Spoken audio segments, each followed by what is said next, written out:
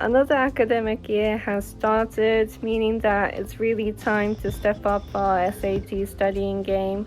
My name is Arissa and I just graduated from high school. And so I wanted to share a few tips and tricks on what helped me get a 1500 plus on the SAT while the trauma of the SAT is still fresh in my mind. So without further ado, I'll be spilling the SAT tea and sharing all the tips I wish I knew before I started improving my 1350 SAT score to a 1500 plus SAT score.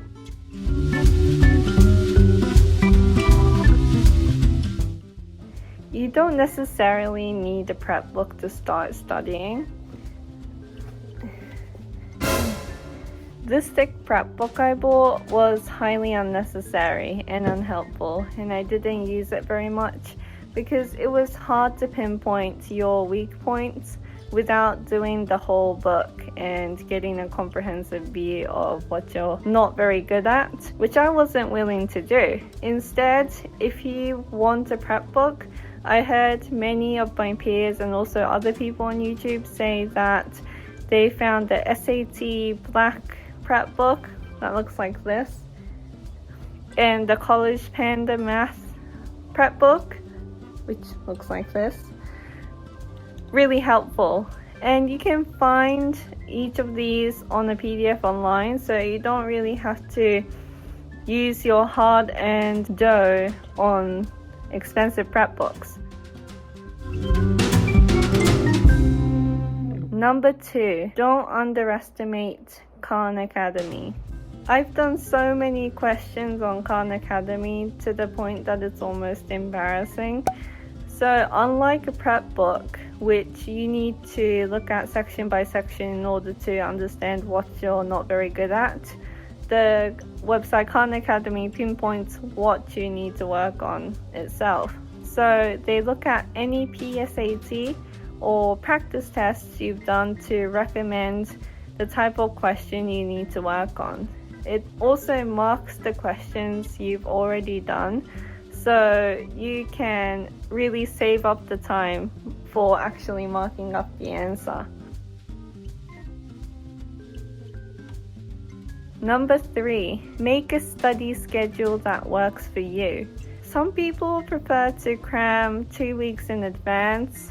Some people like to ease into it over the course of several months. Either is fine as long as you find a work schedule that works for you. And don't be intimidated by people who claim that they've been studying the SAT since infancy, because it's probably not true, and you can get a lot done in a couple of weeks.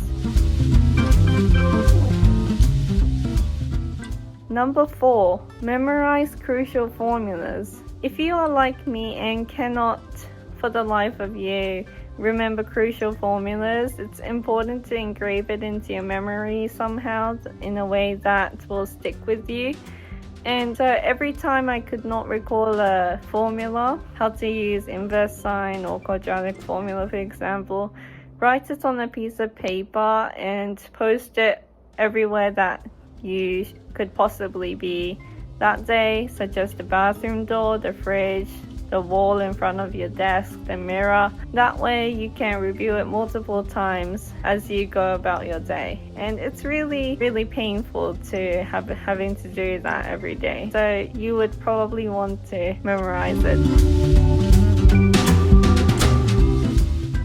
Number 5 is to download programs onto your TI-84 or calculator. I personally did not download any programs onto my calculator, but I heard that it's really useful to have if you know how to use them. You can download them through the CE Connect app if you have a TI-84 or anything from Texas Instruments, I believe. And there's many tutorials on how to do this through YouTube. And then you can practice using them in your exam, which should help you and get you a 1500 plus.